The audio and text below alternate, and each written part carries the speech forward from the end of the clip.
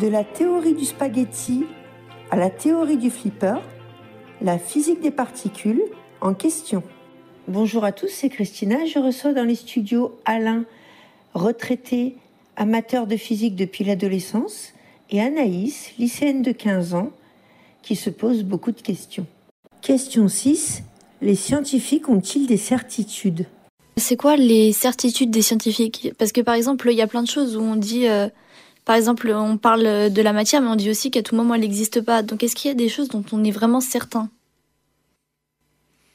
Oui, on est certain de ce qu'on observe. Après,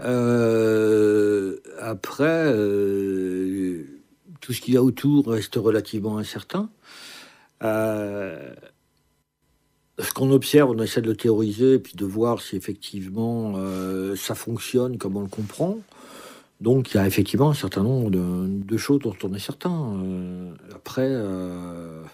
Après, la problématique, c'est que la recherche fondamentale, quand elle avance, elle crée plus de questions.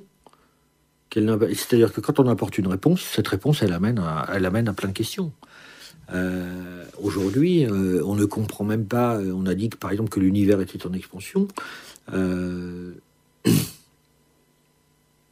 On comprend pas vraiment comment ça se passe, puisque on a dit qu'il y avait la matière noire, c'est-à-dire oui, il y a la matière qu'on voit, puis il y a celle qui serait nécessaire, la quantité qui serait nécessaire pour expliquer le fonctionnement de la gravité dans l'univers, mais là il y a un trou entre les deux, entre ce qu'on voit et ce qu'il faudrait. Donc on appelle ça la matière noire. L'expansion de l'univers, c'est l'énergie nécessaire pour cette expansion qui n'est pas l'énergie du Big Bang. En tout cas, qu'on n'arrive pas à expliquer avec l'énergie du Big Bang. Donc on appelle ça l'énergie noire. Donc il y a un certain nombre de choses. Il y a la façon dont notre cerveau conçoit la réalité. Ça, c'est juste une sorte de télévision qui nous fait croire que le mur qui nous entoure est blanc. Mais la couleur n'est vraisemblablement, dans ma compréhension, que un système de décodage de notre cerveau. Au niveau physique, le blanc, ça veut rien dire, puisque c'est une longueur d'onde. C'est une longueur d'onde, le blanc, le rouge, et puis après on passe dans les infrarouges, ou alors on va passer dans les sons, ou alors... Donc c'est notre cerveau qui a choisi ces modalités-là pour imager le monde qu'il voit. Et... Donc notre compréhension du monde en tant qu'être humain au travers de notre cerveau se limite à ce qui est nécessaire à notre vie et à notre survie. Voilà. Tout ce qui n'est pas nécessaire, déjà, on n'arrive pas à le concevoir, puisque notre cerveau n'a pas développé les outils qui permettent de concevoir ça. Donc il y a déjà cette forme d'incertitude-là. Et puis il est clair aussi qu'on comprend très peu... pourquoi cette énergie initiale au départ, pourquoi il manque de la matière dans l'univers, pourquoi l'univers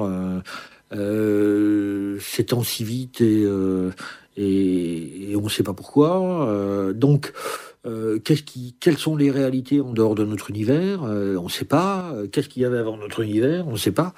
Donc, oui, il y a beaucoup d'incertitudes. Socrate dirait, la seule chose que je sais, c'est que je ne sais rien. Voilà.